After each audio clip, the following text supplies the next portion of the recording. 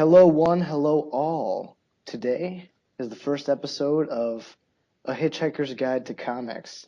I'm your host, Danny. Here's my co host, Jesse. Say hi, Jesse. Hi.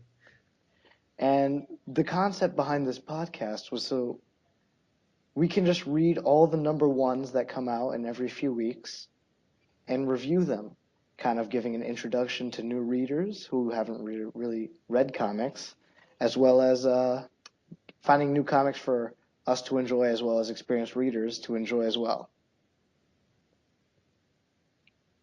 Uh, To, yeah, I think it's a great idea. And like you said, I think it'll pull a lot of new readers in because I know a lot of times that I spent in the comic book store when I was younger, I would be like, I want to find something that's number one so I can start from the beginning. I don't want to be so behind on something. And then I would go pick up something that was a number one, and then I'd be reading that series until it either ended or until I got bored of it. But it was like, like the number one thing is it's a cool concept. yeah, and I mean, there's not a lot of podcasts that I've seen that do this at all, so I thought it would be interesting and unique. Yeah. So today we're going to be talking about the comics from December 6th, December 13th, and December 20th. For obvious reasons, we're going to start with December 6th. Yeah.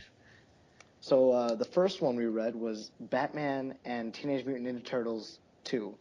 Uh, this Number. is it's number one, but it's the sequel to the one from last year. Yeah. Um, so before we talk about this issue specific, did you read the first one? I did, yes. Okay. Okay, so I was just wondering because I read the first one too, and now this is just the first issue of this new one, but I think that the first issue of the first one was 1,000 times better. When I read this, I was like, "What the heck?" But I mean, that's just my opinion. So I was just making sure that if you had read that just to see if you had something to compare it to. Uh, well, before I get into it, I want to say that this is written by James Tinian the Fourth, just like the first one, and artist Freddie E. Williams the Second. There's a lot of numbers in these names, and Yeah. personally, I loved the art, and I felt this was a pretty good first issue. Well, I think the art was great, but it was like when I was reading it, I was just found myself the entire time waiting for Batman to show up. And like I am a huge Ninja Turtles fan, so it wasn't like I don't like the Ninja Turtles. I was just, I mean, Batman was in it for I think he was in he was on 7 pages, but like one or two times on each page, and Yeah, he was the maybe like a the fourth whole of the book. yeah, so like the whole Bane thing is cool, like of him being a crime lord in New York City, which I mean I get that that's cool, but the Lazarus Pit plot thing that whole the whole concept is so played out in comics right now. They need to take some time off for a couple of years and then come back to it. Yeah, I mean I it, mean no, don't get me wrong, this issue was it was a good first issue for like a comic in general, but just compared to how much I loved the the first first one. Batman, yeah, Ninja Turtles comic. It was just I don't know, but I mean, there's always a reason to keep reading. So Well, personally, the Lazarus Pit thing was super contrived. Uh, it kind of didn't really mix. I was also in the same boat as you. This is to not compare to the first issue of the first series, and it actually has a very slow start too, mhm. where you kind of just like, what the hell is going on? And then, I mean, it's worth the wait. I personally think because at the end you see that it's like Bane is now in New York City, but like the Ninja Turtles New York City, and I didn't really like that they used the overplayed idea of like, oh, Donnie is like upset that he's not the strongest fighter, blah blah Yeah, blah. yeah, that too. It was, I feel like also personally, with, yeah, with that, like they do this dumb thing where like he complains about it, and that could be a decent plot point. But when he complains, they just are like, oh, whatever, and they turn around. Like no one like bats an eye or says anything about it either. So it's like, yeah, they oh just well. kind of they're like, yeah, you are a bad fighter, but we like you. Like they don't try to like pep him up. They don't try to do anything. But I do think that this is going in a good direction. I will obviously continue reading this based on the first one and the art just alone. And also, I feel like if you haven't read the first one and you read this one, you'd be probably fine. You'd be perfectly fine, I think. Yeah. So, Yeah. out of 10, what do you give this one? I'd give it like at least a 7 because I want to be fair because I do have some problems with it, obviously, but I still think it was a very, very decent book. So I'd give it at least a 7. Yeah, I was gonna say maybe 6 or 7, but I'm leaning more towards 7. So, Yeah, well, we agree on that one. So so the next one, did you read the DC Universe Holiday Special from 2017 or the accidental 2016 I put the first time? no, I read the 2017 one. Yeah, I went and found it. Yeah, see, I also read the 2017 one because I noticed that I put the wrong one in is because I started reading it and went, wait, this is the same one from last year. So, Yeah. So what did you think of? Okay, well, okay, so first not I that, want to say that this is made by various different artists and writers from the DC Pantheon, yeah. and I kind of, and it has a kind of through line that at the beginning we see that a dude walks up to Superman who has this annual tradition of being mopey on Christmas time at a bar drinking club sodas, and he tells him, "Hey man, there's great stories out there all the time," and then we start to see all these different stories. Yeah. Um, yeah, I liked. Now I like this in movies too. I always like when there's a whole bunch of different stories that stem from one, from one like conversation between two people, if that makes sense. Yeah, So, so I like when they do these specials like this. I think that it was very interesting for them to have all these different writers come and work on it. Like, now I just may be Batman and Tom King biased, but I think Tom King's story was, oh, it was so good. Oh, yeah. Tom King's was so good. It was it was the only one that was like depressing, but like it was so good. Yeah, I like how all of them end like on a like hopeful or happy note. There's a light shining through the depressing winter, and then on Tom King's, it's like, well, And like Tom King's, not only was it really well written, it was self-contained. It was yeah, it was like really the art was really nice, hmm and it kind of had like it was badass too. I don't want to yeah, spoil it, but it's pretty fucking badass. yeah, it's great. Um, Go read that. That is Yeah, a great one. The DC holiday specials are always great. Last year's is great too. Yeah. So is that all we have for the DC holiday special? there are definitely more stories that could be talked about, from this, but I think that Tom King one was probably the better, I think the better of them. yeah, the Tom King one was phenomenal. The Swamp Thing one I thought was a little weak, but even I even the weakest ones in this are still great. Yeah, yeah. That's a sign that you've made a good book when the weakest parts of the book are still great. And yeah, so There was this one I really liked about it was a Batman and Wonder Woman. oh yeah, yeah, That one was really good. Batman and Wonder Woman are scarcely in it, but it kind of had a good message. yeah, yeah. I mean, I like that. People always say DC is darker than Marvel, which is true. DC's more realistic, and the thing is that No, I I feel, don't I don't really I wouldn't say that. well, yeah, okay, realistic, not in like, okay, so like I would say DC is for what you want to strive towards. Marvel is relatable, if that makes sense, right? So Yeah. but DC, as far as like feelings, is more realistic, if that makes sense. Yeah, like they're more emotion based and all that. Yeah, they're more emotion based, and like people are like, they always want to associate darkness with that, which is not true. Like sometimes I feel even in like movies, they make them unnecessarily dark when like happiness is a real emotion, and happiness does win a lot. You know what I'm saying? Yeah. So like I felt like this book, like in and of itself, like showcases the fact that sadness is not the only real emotion that you can convey in media. Like Yeah. Yeah, I'd say this one is straight up a 10 out of 10. You can give this to a new comic reader, an old experienced comic reader, maybe a Christmas gift, and it'll just be a great little read. yeah, yeah, I thought it was awesome. Next, to kind of take us off of our little high note, we got Amazing Spider-Man slash Venom, Venom Inc. Alpha. Uh, Now, I did not like this. Me either. This Uh, was this was not good. well, let me just say before I tear this book apart, which I hate to be the kind of person that tears someone else's art apart, because I do appreciate this person put time in to make this.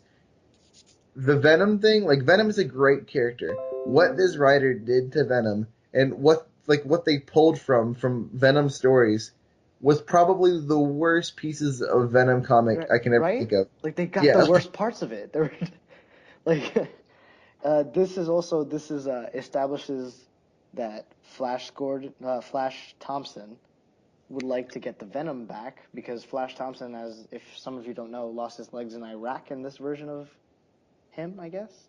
yeah, And Eddie Brock is kind of a douchebag. yes. Which I don't like that either because Eddie Brock's not always a douchebag. Like Like was he villain Venom in this or was he good Venom? I'm not sure. yeah, you can't tell. Yeah, And also, what I did like about this though, one of the saving graces was Flash Thompson is now anti-Venom. yeah, We have not seen anti-Venom in a long time. that was cool. I just, what was the other dude's name that was Venom for a short time in the '90s, but they brought him back for this? Um, Manic or Maniac? No, it was like a regular person's name. Anyway, that was probably one of the weaker Venom stories ever released with him as Venom, and they decided to bring him back for this. Which, like, I get they're doing another Venom crossover thing, but Venomverse was not very good, and it was kind of disappointing. So, like, they should cool it on them for a little bit, you know? Also, also Spider-Man sucked in this. Yes, yeah, Oh my God, he was a horrible person. He was like annoying. I didn't. If you cut Spider-Man out of this, it would have been a better book. yeah, and that's sad to say because I'm a huge Spider-Man fan, and there are a lot of Spider-Man comics that he just shines in. Like, And this one was not one of them. yeah. Much, Anything yeah. else left in this? Like, what rating would you give it? I'd give this like a 3. Really? Yeah, I'd have to go at least five or lower, or Now, maybe four, now, maybe four. the only way I would recommend this is that they're going to somehow tie this into something in February, I think. This is some sort of mini event, right? Yeah, Venom Inc. They're going to start Venom Inc. This is yeah. called Venom Inc. Alpha. So Venom Inc. is going to actually start up. And I guess maybe, I mean, we all know what I think about Marvel events, but if you really do care about this, I guess read it. If you're a new reader, this is not accessible to you at all. They make a reference to a character from the Venom series from like 2015 or 2013 or something, Yeah, from when he went to Philly, which if I didn't read that, I would have no fucking clue why he was in yeah, Philly. yeah. It doesn't do a very good job at like catching readers up, which Yeah, so for a new reader, I'd say no to this. If you're a more experienced reader, I'd say maybe. Like yeah. maybe at in the very slice, if you're like the most die-hard Marvel fan and you just gotta read them, even if you realize that the new comics are just not good, I'd say read it. But Also, if you're rich and you can spend money on anything you want and buy every comic that comes out, I would buy this one last. yeah. So, just kidding. All uh, right. So the next one, I know this one. I by reading it, I can kind of guess how you feel about it based on how big of an Archie fan you are. See, it has nothing to do with Archie. The Mighty Crusaders #1. Yeah, See, Mighty Crusaders is part of the. Well, let me start by saying the writer of this one was Ian Flynn, and there was yeah, multiple artists in it. The cartooning. I'm gonna start off by saying that the Mighty Crusaders, for those of you that don't know, is a Dark Circle property. Dark Circle is a subprint of Archie, and it's like more superhero based. If you watch Riverdale, God bless your soul, first of all, and second of all, the Dark Hood is from this Dark Circle imprint. He was a hero in the Red Circle or something like that. So I didn't yeah. really like this first issue. Me either. See, I And love the Mighty Crusaders. Like, I love them. But this one was a little weak. yeah, I really don't have much of a. I think I've maybe read one or two issues, Mighty Crusaders, like the DC series from maybe like 4 or 5 years ago they did, which was the DC did them a couple years ago, right? I don't think so. Well, they have. Maybe it wasn't DC, but there was a Mighty Crusaders thing. It was like a number one and two and three that I read from some. something from like 2011, maybe some, like Yeah, 2012. 2010 there was a Mighty Crusaders. That I read a couple of those when I was like younger. So, and I mean, it was like, oh, this is cool, but it wasn't like, oh man, I need to get the next issue, which is probably why I stopped after number three. See, So, I used to see the Mighty Crusaders as like, oh, this like, because I love Invincible too, and Invincible is first of all, if you don't want to read Marvel or DC and you want to read a superhero comic, read Invincible because it's phenomenal. But yeah, that's a so side note. But the Mighty Crusaders was like another Invincible for me. Like it had like interesting characters and new stories, and I was learning shit. Whereas reading DC and Marvel, I kind of know all the characters, not really new revelations. But this yeah. comic does have many saving graces. I'd say for someone who's read Mighty Crusaders, the new Shield talking to the old Shield was amazing. I loved that. I mean, yeah, but like these new set of characters they brought in, did you notice how big a ripoffs they were of other characters?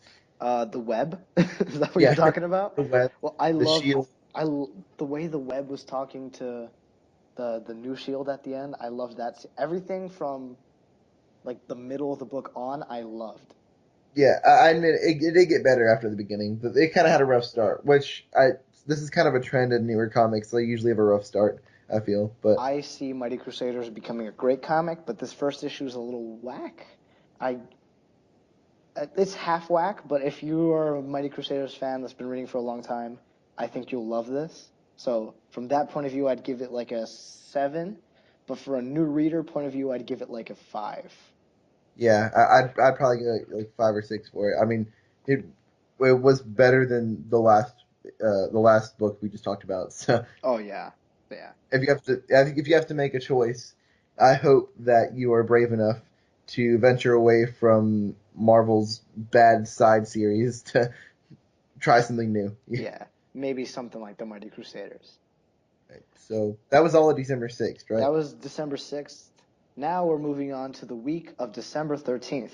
See, for this one, there was two comics, but I can only find one to give to Jesse, but I did read the other one. That one was Archie Christmas Spectacular. See, the reason why I didn't really give this to you is because I couldn't find it on the day, but I did read it on my own, and I mean, it's nothing special. It's just the Archie Digest. It's not any new stories. It's mostly just the old cartoonish style, which haven't been really bringing anything new to the table. I still read them every month, but I don't think we're going to be reviewing these. I don't know why I decided to bring it up. um, Archie's cool. I like Archie a lot more than I thought I would, if that makes any sense. Like growing up, I love my grandmother, but usually things that she likes I don't necessarily like. So Yeah. when she said that she liked Archie when she was younger, I was like, oh God, don't read Archie. And then and so then I watched Riverdale and I was like, ah, this is kind of dramatic and this is kind of dramatic and a little bit much, but like I could get into this. And then I started reading actual Archie comics and I'm like, oh, this is actually pretty great. And Oh, then yeah. Oh, the new Archie, especially, it's something called New Riverdale, which is like the more modern ones. Those start in 2015. That's phenomenal. It's yeah, I amazing. think that's what I read. Huh? Yeah, the ones where it's like more like comic style and less cartoon. Yeah.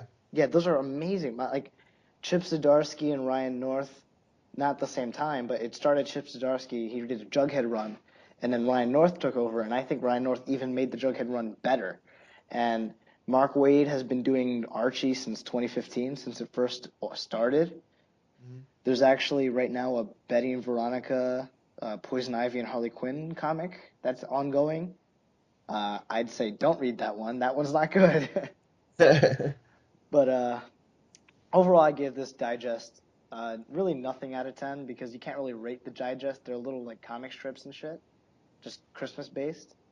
Yeah. And I read these like almost every week, so I don't really have a rating for these. But in the future, if we ever come across like new Riverdale comics, and by that I mean like the more comic style, like I said, then we'll review those. Yeah. So, yeah. The next one on the list is Black Panther Long Live the King. It's going to be a limited series from Marvel. This is issue 1 of 6. And I'm not going to try to pronounce the writer and author's names because I don't want to offend anyone. Yeah.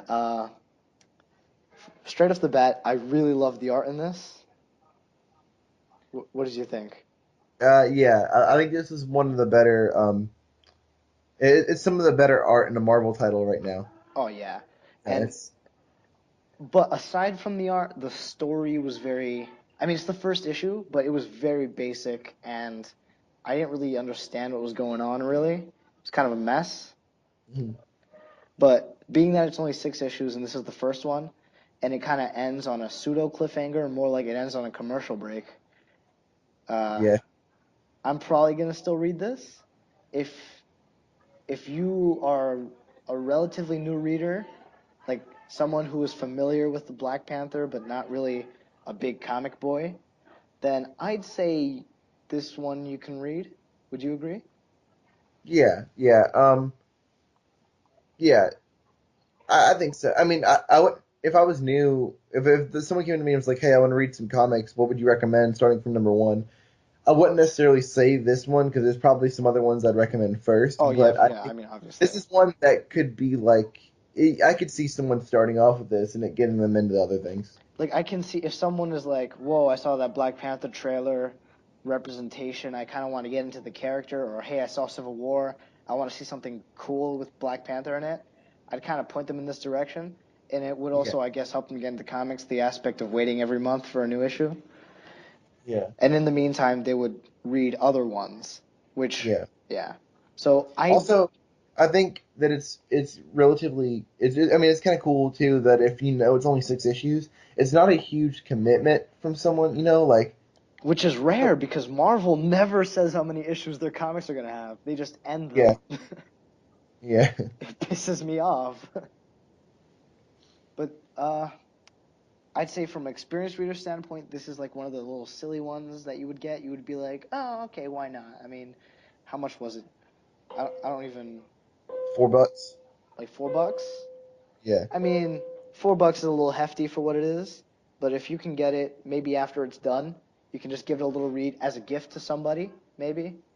yeah, Uh, I'm talking as if the rest of the series is gonna be of this quality, and as we all know, sometimes Marvel comics do not do that. So, yeah, so overall, I'd give this new reader maybe like a 7, and an experienced reader maybe like a 6.5 or a 7. yeah, yeah. About the same. I'm Like, very strict.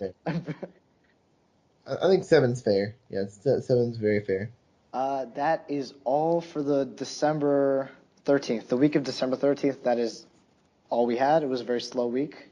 But in December 20th, which is, surprise, surprise, today, uh, Marvel was the only one to release comics. Like, Yep. the only one to release number ones. I'm going to warn you ahead of time, this is going to be a trend because Marvel releases a shit ton of comics. In 2016, 2017, they released over 300. So, Jeez. like, series. Yeah. So, Uh, the first one we got was Marvel 2-in-1. And this particular issue was The Thing and Human Torch, right? yeah. Yeah. Yeah, and I think that By Chip Zdarsky, too, a guy I love. yeah, I think that them starting this Marvel 2-in-1 thing is pretty cool because Marvel's kind of they're going back to when they had all these titles that weren't just the heroes' names; they were like Tales of Suspense, things like that. Yeah, except this is So, the way this is gonna work is that it's gonna be like a limited run, so it's kind of yeah, like a story arc. So this is gonna be like a story arc, and then the next arc is gonna be maybe two other characters. yeah, I'm very excited for the rest of this arc because I don't know if I've told you, but like I'm a huge Fantastic Four fan. Oh, I'm Like aware. I really, really, really, really want Fantastic Four to be good again. Like, I want a make FFGA hat. Like those Trump hats, but with the Fantastic Four logo instead of All Trump right, or instead of America. when was the last Fantastic Four series we had that was good? Um, well, It had to be okay, way so before Secret Wars. okay, not Maybe not well, okay. Civil I like War. I like Jonathan Hickman's Fantastic Four, which was like 2013. He started writing it.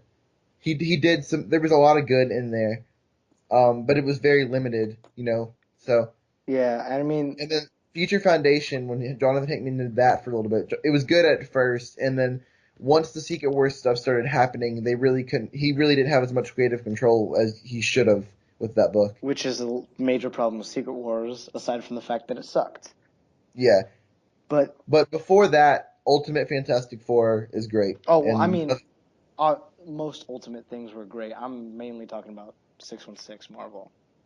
yeah, Yeah, we kind of sidetracked there, but this but this yeah. comic was written by Chip Zdarsky, my ace. I love Chip Zdarsky, and I did not love this comic at all. See, well, I actually really liked it. I mean, I like the whole thing in Human Torch dynamic. Like, I like the idea that Thing is like someone that Human Torch looks up to because they always kind of hinted at that, but it wasn't very played out. Like, it hasn't been played out yet. So it was like I it was mean, cool to see that. I was getting kind of annoyed with Johnny Storm for the most part, and I also I the it was really slow to start with no real payoff in this specific issue.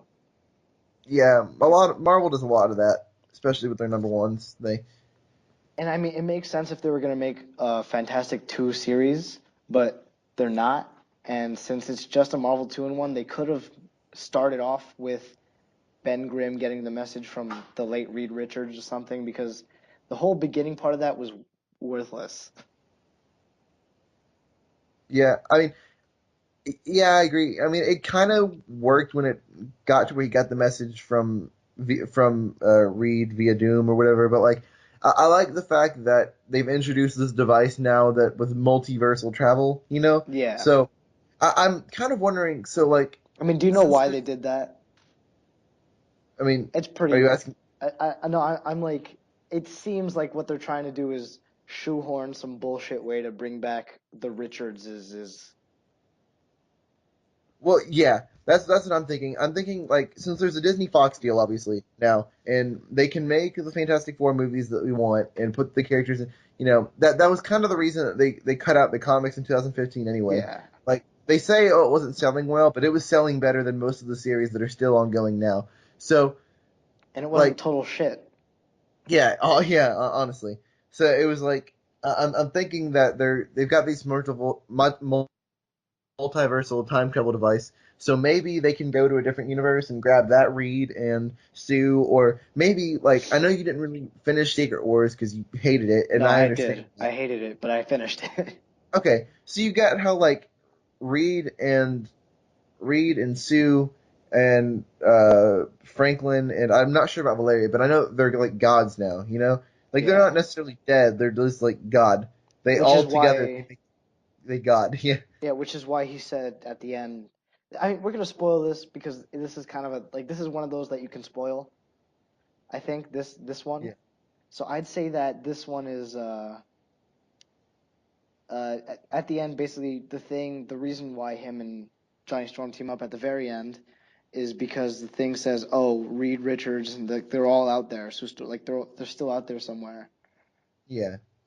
which I feel like we're gonna get another contrived kind of Lazarus Pit style bullshit multiverse thing with that, right? I mean, I honestly I don't Yeah. see this series becoming anything. I don't see a thing in Human Torch getting their own magazine. So I think they work in Marvel two-in-one, but Okay, so I do agree with you there. But my first thing, like this issue, I've been waiting on for 3 or 4 months now, and my reasoning is because I'm thinking, oh, they finally got two members of the Fantastic Four reunited. Is this the pathway to where I can get my freaking Fantastic Four ongoing series back? Like yeah, this, like to me, is the gateway to that. So however they get them back, you know, whatever. I hope it's not too cheap, but I just want my Fantastic Four back. You know?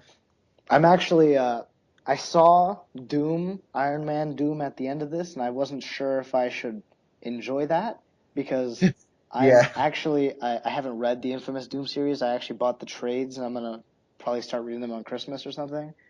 but I'm unsure if that series is good or bad. But when I saw him, I got a very bad taste in my mouth.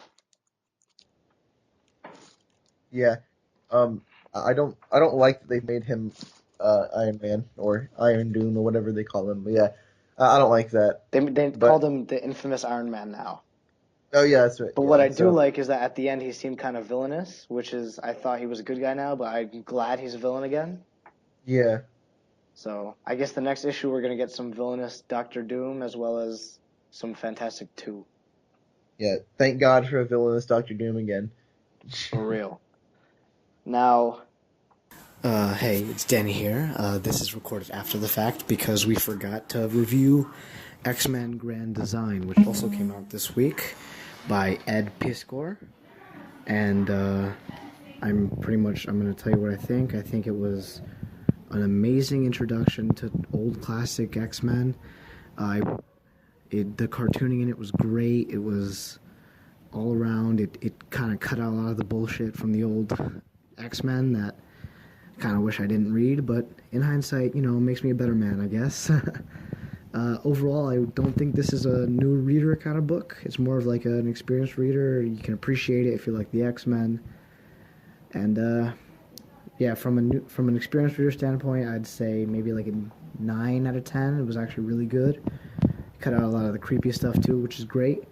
And new reader standpoint, I don't know. If you really, really want to get into comics through the old X-Men, I'd say go to here, but you do gotta have to have a background on the X-Men, at the very least the movies. So there's that. Thank you. that comes to the end of what we've read this month. Next week is the week of the December 27th. We're gonna have 3 comics and then hop over into January, which we'll probably read a few comics from those weeks and then record the podcast then. Yeah. So if you guys have enjoyed this, leave some feedback. Come to our pages. My name is Danny. I'm at Language of the Comic Nerd. Jesse. I'm Jesse. I'm from Superhero Gazette. It's at Superhero Gazette on Instagram. We also have a YouTube channel.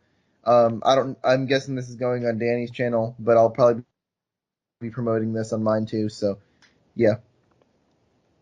All right. Peace out.